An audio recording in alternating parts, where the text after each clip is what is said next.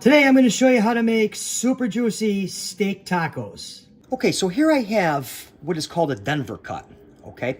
And what you're going to want to do is you want to grab your steak, a sharp knife, and you're just going to want to cut nice thin pieces. All right, so now that we have our steak cut, you can cut as much as you like, depends on how many people you're feeding. But we want to go for a really nice thin cut here, all right?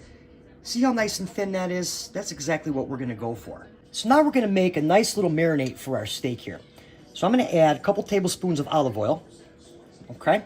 And this is a great marinade. To that I'm going to add some chopped cilantro and garlic, pinch of kosher salt, fresh ground black pepper, some cumin, chili powder, and paprika, about a teaspoon each. Some fresh squeezed lime juice.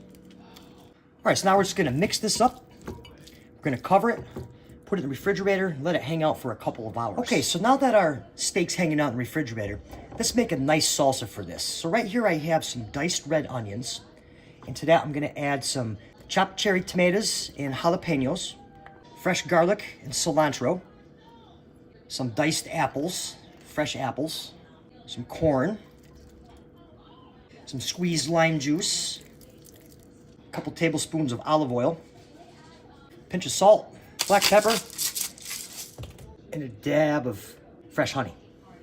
So now we're just gonna give this a mix and just let it hang out in the refrigerator until our steak's ready to be cooked. Okay, so our steak's been marinating for a couple hours. I've got my pan ready to go here.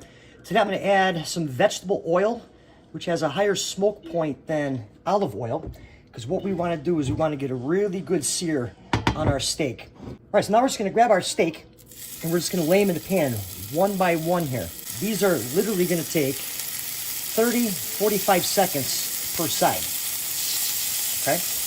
By the time I'm coming around, I'll be able to flip the first one I put in.